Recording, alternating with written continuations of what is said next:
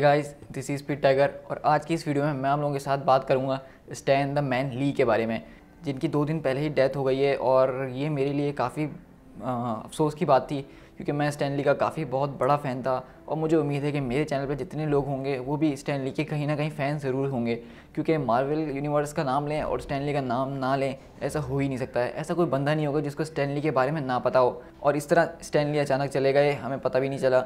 लेकिन हमने सोचा था कि स्टैन ली हमें हमेशा मूवीज़ में दिखते रहेंगे, हमें हमेशा उनके कैमियोज़ दिखते रहेंगे और वो इस तरह फ़नी सीन्स करते रहेंगे मूवीज़ के अंदर। लेकिन हमें पता था कि एक न एक दिन ऐसा ज़रूर आएगा कि स्टैन ली हमारे साथ नहीं रहेंगे और हम उनके मूवीज़ में कैमियोज़ वगैरह भी नहीं देख पाएंगे। लेकिन हमें ये नहीं पता था कि वो इतनी जल्दी चले जाएंगे।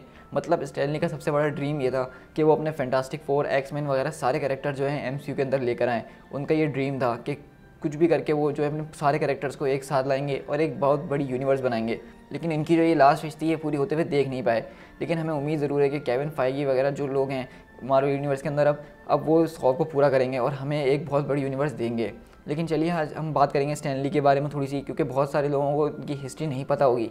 तो स्टैन ली ने बेसिकली 1939 के अंदर अपना स्कूल ख़त्म किया था और उस वक्त जो था कॉमिक्स बुक्स में समझ लीजिए कि Batman, Superman, wonder woman, Aquaman ये कैरेक्टर जो थे बहुत ज़्यादा फेमस हुआ करते थे डीसी के। लेकिन उस वक्त डीसी कॉमिक्स के नाम से नहीं बल्कि नेशनल कॉमिक्स के नाम से थी। और मार्वल कॉमिक्स उस वक्त थे, लेकिन वो मार्वल के नाम से नहीं बल्कि टाइमली कॉमिक्स के नाम से थे।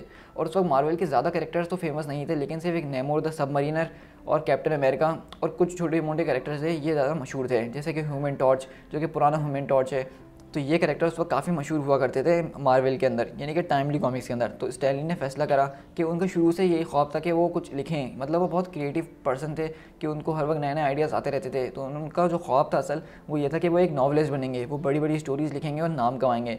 लेकिन उन्होंने शुरुआत टाइमली कॉमिक्स से करी और कुछ कॉमिक्स वगैरह लिखे। लेकिन उनको कहीं ना कहीं ऐसा लग रहा था कि मैं इस टाइमली कॉमिक्स के अंदर आके अपना फ्यूचर बर्बाद कर दूंगा, क्योंकि मुझे एक बहुत बड़ा नॉवलिस्ट बनना था और यहाँ पे मैं एक छोटा मोटा कार्टून बनाने वाला राइटर हूँ। क्योंकि उस टाइम पे जो है कॉमिक बुक समझ लीजिए ना होने के बराबर हुआ करते थे। कोई सोचता भी नहीं था कि ये बंदा कॉमिक्स बुक लिख रहा है उस वक्त, यानी ये कोई एक करियर ही नहीं था। कोई जैसे कि आजकल हम लोग देख रहे हैं कि हम सब यूट्यूब पे आ रहे हैं, लेकिन हमारे पेरेंट्स अगर बोलते हैं कि यूट्यूब क्या है, कुछ भी नहीं है। लेकिन एक वक्त आएगा कि आगे जाके हर कोई यूट्यूबर बन रहा होगा और ये एक प्रॉपर ज़रिया होगा कमाई का।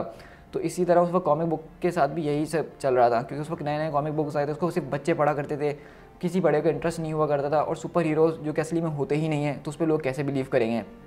तो ये सब चीज़ें चल रही थी। लेकिन स्टैन ली का एक बहुत बड़ा हाथ है कि कॉमिक बुक्स को जो आज जिस जगह पे हैं उसको वहाँ पे लाने के लिए, क्योंकि स्टैन ली ने ठान ली थी कि वो कुछ भी करेंगे लेकिन कॉमिक बुक्स को ऐसा कर देंगे कि हर बच्चा, बड़ा, बूढ़ा आदमी, हर कोई, भले वो गोरा हो, काला हो, हिंदू हो, मुसलमान हो, क्रिश्चियन हो, वो हर कोई इस कॉमिक को पढ़ेगा।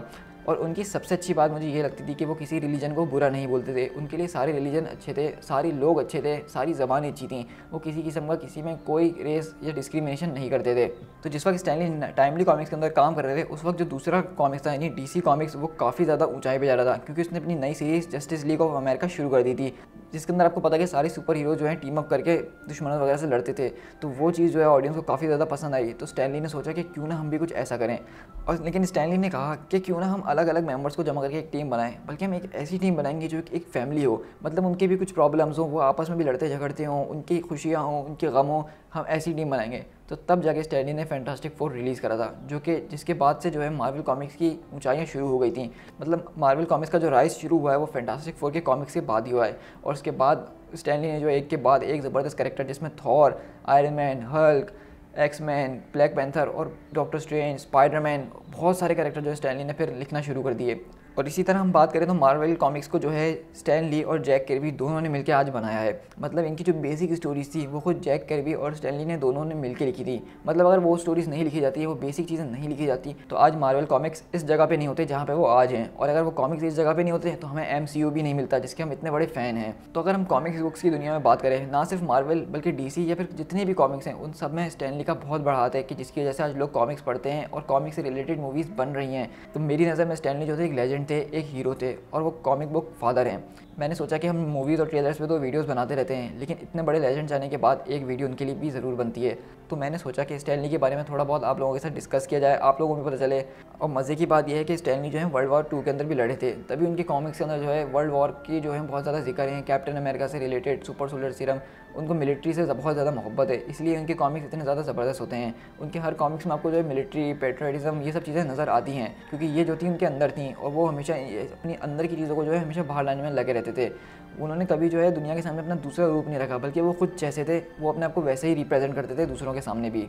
तो ये सबसे बड़ी बात थी स्टैन ली की। सो आई होप गाइस कि आपको स्टैन ली के मुताबिक ये वीडियो अच्छी लगी होगी, जो कि मैंने एक छोटा सा ट्रिब्यूट देने की कोशिश करी उनको, जो कि फादर ऑफ मार्वल कहा जाता है जिनको। और बस मैं और क्या कहूँ, लेकिन ये है कि हमें जब भी अब हम मार्वल मूवीज़ देखने जाएंगे और हमें जब स्टैन ली का कैमियो नहीं नज़र आएगा तो हमें उनकी बहुत ज़्यादा याद ज़रूर आएगी। सो गाइस आई होप कि आपको ये वीडियो पसंद आई होगी, तो प्लीज़ इस वीडियो को लाइक, कमेंट और अपने दोस्तों के साथ शेयर ज़रूर कर दीजिएगा। So guys, Excelsior.